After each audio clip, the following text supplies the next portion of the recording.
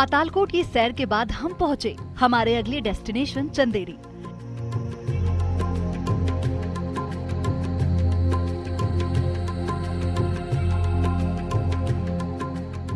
चंदेरी एक ऐसा शहर जो अपने हाथों से साड़ियों पर उडेली गई कारीगरी के लिए मशहूर है।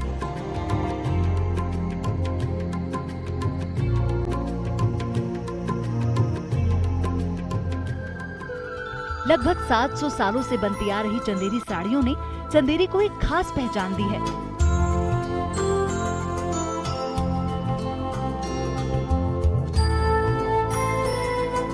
लेकिन चंदेरी में साड़ियों के अलावा और भी बहुत कुछ खास है जो चंदेरी में चार चांद लगाता है।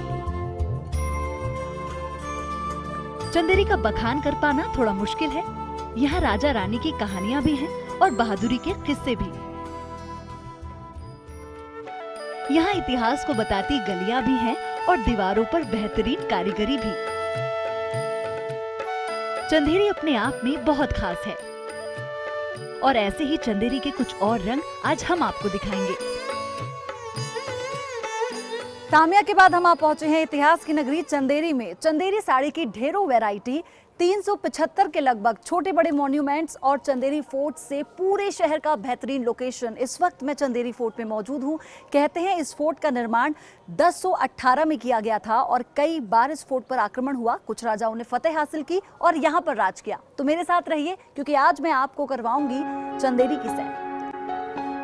भारतवर्ष में बाकी भैया चंदेरी की झांकी बनी चंदेरी वेद काल से, संग में राजा कीर्तिपाल से, जाहिर राजा शिशुपाल। छोटा सा शहर चंदेरी बेहद खूबसूरत है।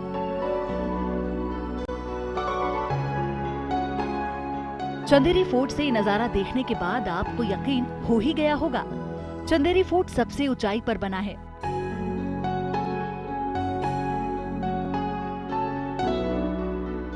इसका इतिहास जितना पुराना है उतना ही ये पर्यटन के लिहाज से भी बहुत खास है। चंदेरी फोर्ट से पूरा शहर दिखाई पड़ता है। चंदेरी फोर्ट के कुछ हिस्से ऐसे हैं जिनका जिक्र इतिहास के पन्नों में तो मौजूद है, लेकिन उन्हें आज तक खोला नहीं गया। फोर्ट का ये हिस्सा बंद ही रहता है। कहते हैं यहाँ गुनहगारों को फांसी दी जाती थी। चंदेरी फोर्ट का इतिहास खून से लिखा हुआ है क्योंकि इस किले में बना है जौहर स्मारक, जहां भारत का सबसे बड़ा जौहर हुआ था। कहते हैं यहाँ 1600 रानियों ने अपने बच्चों के साथ जौहर किया था, जिसके बाद हाहाकार मच गया था। उसी के बाद से स्मारक को बनाया गया था। मैं इस वक्त उस जगह पर मौजूद हूँ जहाँ हिंदुस्तान का सबसे बड़ा जौहर हुआ था। कहते हैं 19 जनवरी 1528 के दिन लगभग 1600 रानियों ने अपने बच्चों के समेत जौहर किया था और यहीं पर वो स्मारक उनकी याद में बनाया गया। कहते हैं उस वक्त इस तरह का आक्रमण हुआ किले पर कि रानियों को इस तरह का कदम उठाना पड़ा। तमाम इंतजाम उस वक्त किए गए थे। किसी को कुछ समझ नहीं आ रहा था, लेकिन सामने सिर्फ दिख रहा था तो अपना राजवंश, जिसको बचाने के लिए रानियों ने ये कदम उठाया।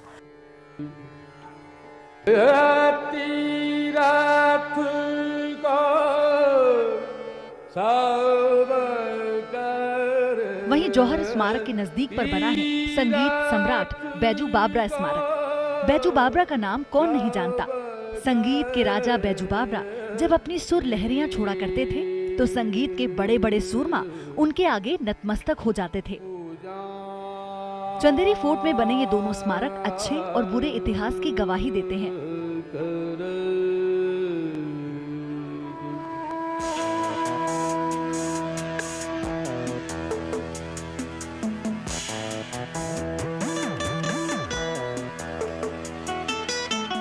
चंदेरी में बने घर देखने में पुराने जमाने के लगते हैं, मगर इन्हें नजदीक से देखने के बाद इनकी कलाकारी और भी खूबसूरत लगती है।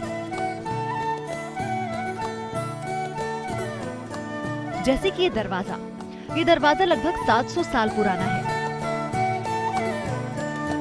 और इसकी खासियत ये है कि एक पत्थर में लगा हुआ है।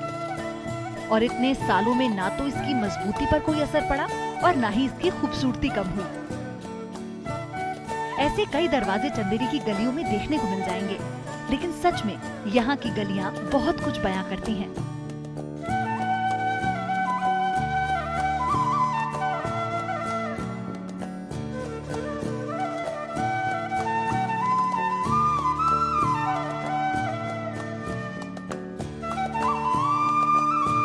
वहीं इन गलियों से होते हुए हम पहुंचे एक ऐसे दरवाजे के पास जो चंदेरी के इतिहास का सबसे बड़ा गवाह है, और वो है खंदारगिरी।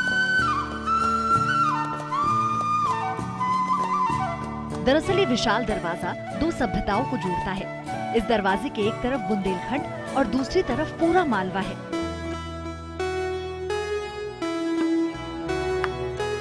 जिनका आपसी फासला महज इस दरवाजे से तय किया जा सकता है।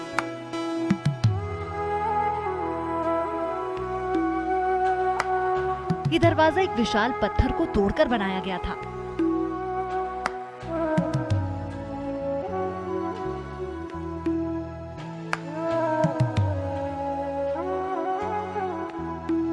एक पत्थर से बना ये विशाल दरवाजा बुंदेलखंड और मालवा को जोड़ता है। इस दरवाजे का निर्माण 1490 में मालवा के सुल्तान खिलजी के लिए किया गया था, उनके स्वागत के लिए किया गया था।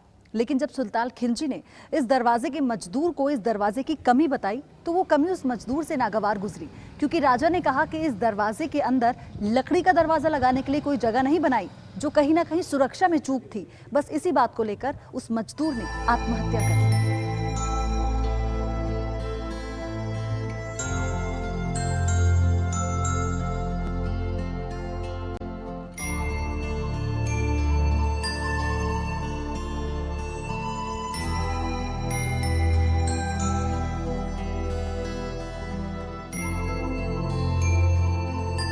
चंदेरी के हर नुक्कड़ पर इतिहास का कोई हिस्सा सुनने को मिल जाएगा।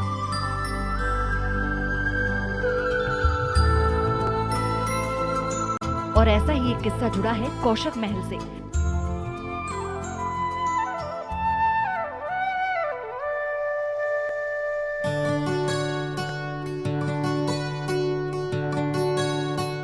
जिसकी खूबसूरती की जितनी तारीफ की जाए कम है।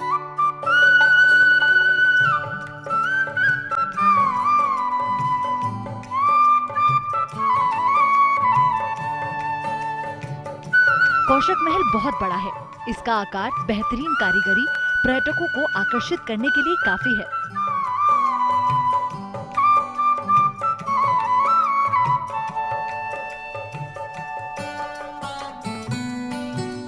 इस महल के जितने अंदर जाओ उतना ही इससे लगाव हो जाता है।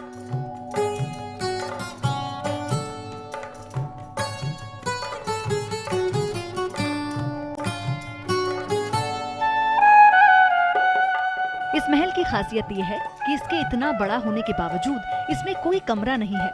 इस महल को शहीद स्मारक के रूप में बनाया गया था। खंदारगिरी के बाद हम पहुंचे हैं कौशल महल में। कौशल महल का निर्माण सन 1445 में महमूद खिलजी ने करवाया था। जौनपुर में फतेह हासिल करने के बाद इस महल को विजय प्रतीक के रूप में बनवाया गया और साथ ही यहाँ के लोगों को रोजगार देना भी एक बड़ा मकसद था। इस महल की खास बात यह है कि इतना बड़ा होने के बावजूद इस महल में एक भी कमरा नहीं है। भारत वर्ष में बाकी भैया चंदेरी की झांकी, बना यहाँ जौहर स्मारक, कुशक महल और इंदिरा पार्क, कौमी एकता में मिली महारत। है भारत वर्ष में बाकी भैया चंदेरी की झांकी।